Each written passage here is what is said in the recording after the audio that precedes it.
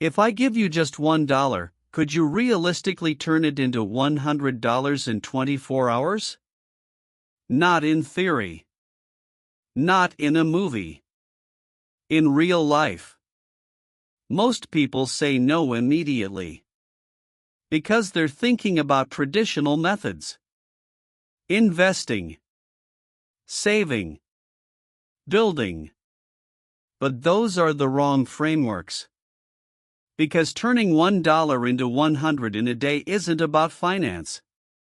It's about arbitrage. Leverage. And understanding that money and value are not the same thing. There are people who've actually done this. Not as a party trick. As a repeatable skill. And the methods they use reveal something uncomfortable about how money actually works. Let's start with the math. $1 to $100 is a 10,000% return in 24 hours.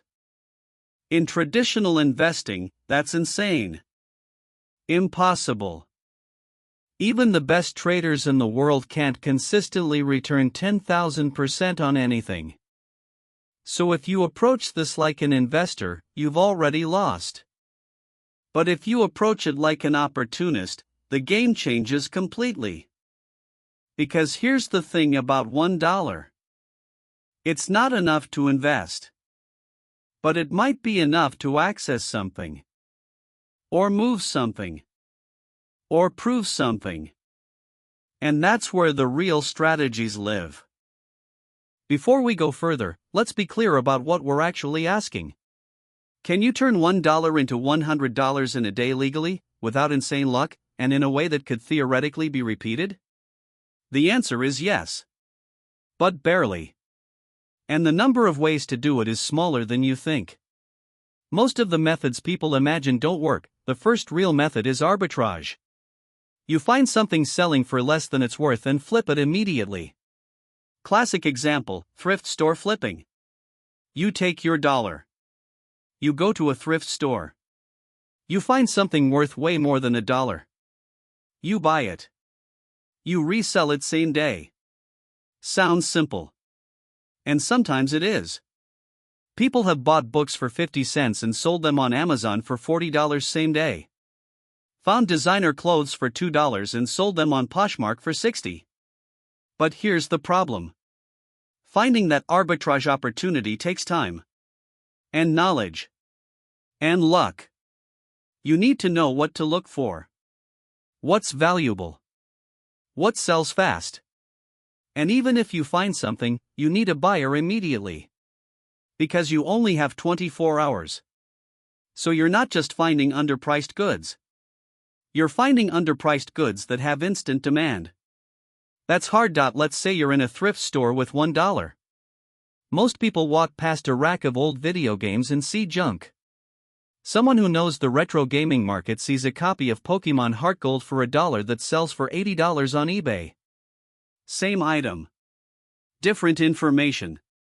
The person with information just made 8,000% in the time it takes to list an item and get a local buyer. But that edge only exists if you have the knowledge. Without it, your $1 just buys you a random old game you can't sell. Here's a different approach. You don't flip a product. You flip a service. You take your $1. You print flyers at a library. Or you use it for bus fare to go door to door. You offer to mow lawns. Wash cars. Clean gutters. Walk dogs. You charge $20 per job. You do 5 jobs in a day. $1 becomes 100. This actually works. People do this. But notice what's happening here. You're not turning $1 into 100 through the dollar itself. You're using the dollar as a tiny bit of leverage to access your labor. The dollar paid for transportation or flyers. But the real asset was your time and willingness to work. So the question becomes, is this really turning $1 into 100? Or is it just working for 100 and spending $1 to get started? Here's a stranger method. You take your $1. You buy something small. Candy. Gum. Water bottles. You go somewhere with high foot traffic and no competition. A park on a hot day. A concert venue. A sporting event. You sell your dollar's worth of water for $3. Now you have $3. You buy $3 worth of water. Sell it for $9. Buy $9 worth. Sell for $27. Buy $27 worth. Sell for $81. One more round and you're past 100. This is called exponential flipping. And mathematically, it works. But in practice? You need the right location, the right product, the right timing. And you need to move fast. Because you only have one day. Miss one sale and your timeline breaks. Some people say, just take the dollar to a casino. Bet it all on red. If you win, you have $2. Keep doubling. 1 to 2. 2 to 4. 4 to 8. 8 to 16. 16 to 32. 32 to 64. 64 to 128. 7 wins in a row. You're past 100. Mathematically sound. Realistically? You have a 0.78% chance of winning 7 times in a row. Out of 1,000 people who try this, 8 succeed. The other 992 lose everything on the first spin. So yes, it's possible. But it's not a method. It's just gambling with extra steps. Notice what all the realistic methods have in common. They're not about the dollar. The dollar is just the entry fee. The catalyst. What actually creates the value is knowledge, labor, timing, or risk. The arbitrage flipper needed to know what to buy. The service seller needed to work. The exponential flipper needed to hustle and find buyers fast. The dollar didn't do anything. It was just the minimum viable capital to start the real process. Here's where it gets philosophical. If someone handed you $100 instead of one, could you turn it into 10,000 in a day? Same 10,000% return. Just a bigger starting number. And the answer is, not really. Because the strategies that work at the $1 level don't scale cleanly. You can't flip $100 of thrift store items in one day. You'd need storage, transportation, time to photograph and list everything. You can't print $100 of flyers and do 100 jobs in one day. The exponential flip gets harder because you need to move more volume. So the methods that work for $1 to 100 don't necessarily work for 100 to 10,000. And that reveals something important. Turning $1 into 100 in a day isn't really about money multiplication. It's about finding inefficiencies. Gaps between what something costs and what it's worth. Gaps between what people need and what's available. And those gaps exist at the small scale. Someone will pay you $20 to mow their lawn even though it only costs you $1 in gas to get there. Someone will buy a $2 water bottle for $5 if they're thirsty and you're the only option. But those gaps shrink as you scale up. Nobody's paying you $2,000 to mow their lawn. Nobody's buying a $200 water bottle. The inefficiencies disappear. Let's talk about why the 24-hour limit matters. If you had a week, turning $1 into 100 is trivial. Buy something for $1. List it online. Wait for the right buyer. Sell for 20. Repeat. But one day? You can't wait for the perfect buyer. You can't list on eBay and hope it sells. You need instant transactions. And that massively limits your options. You're forced into face-to-face sales. Immediate arbitrage. Services that pay same day. The time constraint is the real challenge. Not the money. Here's a method nobody wants to admit works. You take your $1. You go to a busy area. You find someone who looks generous. You tell them a story. You're trying to get home. You need bus fare. You have $1 but you need 10. If they give you 10, you move to the next person. You repeat this process. Different story each time. In a few hours, you have $100. This is just panhandling with $1 as a prop. Does it work? Yes. People do this every day. Is it ethical? Debatable. Is it actually turning $1 into 100? Not really. You're exploiting empathy, not creating value. But it meets the technical criteria. Here's a more interesting version. You have $1 and a skill.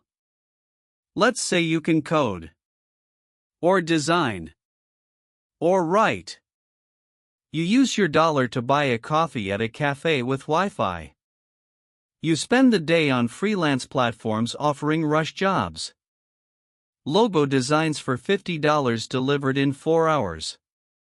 Quick website fixes for $75. You land 2 jobs. You deliver them same day. $1 became $150. But again, the dollar didn't do the work. Your skill did. The dollar just bought you access to Wi-Fi and a workspace. Or try this. You have $1 and a good reputation. You text 10 people you know. I'm running an experiment. I need to borrow $10 from each of you. I'll pay you back tomorrow with interest. $15 each. If 5 people say yes, you have $50. You use that 50 to do something that generates $150. Flip items. Sell services. Whatever. You pay everyone back 15. You keep 50 profit. Your $1 bought nothing. You didn't even use it. But your network and reputation turns 0 into 50. Here's a modern version. You take your $1. You buy a cheap prop. A sign. A costume piece. Something visually interesting. You go to a busy street. You do something entertaining. Juggle. Dance. Perform. You have a tip jar. In a day, if you're good, you make $100. The dollar bought the prop. Your talent and willingness to perform in public did the rest. Same pattern. The dollar is a catalyst, not the engine. Let's zoom out. Why does this challenge feel hard? Because 10,000% returns don't exist in stable systems. If they did, everyone would do it. The opportunity would vanish instantly. The only way to achieve 10,000% in a day is to find a glitch. A temporary inefficiency. Someone who doesn't know what they're selling. Someone who needs something right now and will overpay. A moment of desperation or ignorance or urgency. You're not creating value. You're extracting it from a broken moment in the market, and that raises an uncomfortable question. Is turning $1 into 100 in a day ethical? If you're flipping thrift store items, you're extracting value from someone who didn't know what they had. If you're selling water bottles at a markup, you're capitalizing on desperation. If you're asking for handouts, you're exploiting empathy. None of these are illegal. But they all involve taking advantage of information asymmetry or urgent need. Is that wrong? Or is that just how markets work? Here's the thing that makes this whole challenge absurd. In most developed countries, $1 can't even buy you much anymore. A bottle of water, a candy bar, a single item at a dollar store. The purchasing power is so low that the challenge is almost meaningless. You can't invest it. You can't save it. You can barely spend it on anything useful. So turning it into 100 requires bypassing normal economic systems entirely. You're not participating in the economy. You're gaming it. Let's ask the harder question. Can you do this twice? Let's say you successfully turn $1 into 100 using arbitrage or flipping or services. The next day, can you do it again? If the method was finding a rare thrift store item, probably not. Those opportunities are random. If the method was selling services, maybe. But you'd need the same demand, same timing, same energy. If the method was exponential flipping, you'd need the same foot traffic and luck. The point is, one-time success doesn't prove a method works. Repeatable success does. And almost none of these methods are truly repeatable on demand. The people who can actually do this, turn tiny amounts into large amounts quickly, have a specific skill. They see value where others don't. They know what people want. What people will pay for. What's underpriced. What's urgent. They're not smarter. They're more observant. They've trained themselves to spot inefficiencies. And that skill is worth way more than $100. Because once you can reliably spot underpriced value, you can scale that skill to any starting capital. $1 to 100 today. 100 to 10,000 next month. 10,000 to a million eventually. The dollar amount doesn't matter. The skill does, but here's the part nobody wants to admit. Most people who successfully turn $1 into 100 in a day got lucky. They happened to find the right item. Happened to meet the right buyer. Happened to be in the right place. They can tell the story like it was skill. But if they tried again tomorrow, they'd probably fail. Because the conditions that made it possible were temporary. You know why this challenge goes viral every few years? Because it sounds possible. $1 is nothing.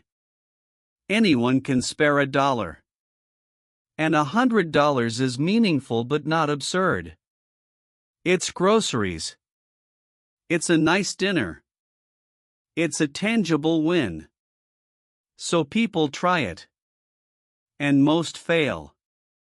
But the few who succeed post about it. Share their story. Make it seem reproducible.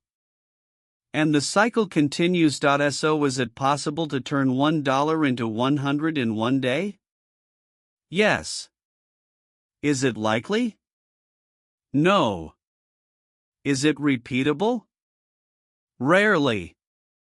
Is it a useful skill to develop? Maybe. But here's what's actually interesting about this challenge. It forces you to think differently about money. Not as something you save or invest, but as a tool. A key. A catalyst. The people who succeed aren't treating the dollar like money. They're treating it like energy. A small input that can trigger a much larger output if applied correctly. And that mindset, seeing opportunities for leverage everywhere, is more valuable than the $100 you might make.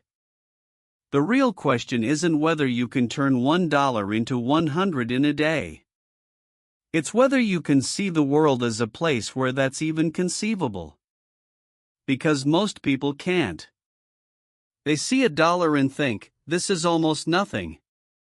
What can I even do with this? But someone with the right mindset sees, this is a token I can trade. A transaction I can start.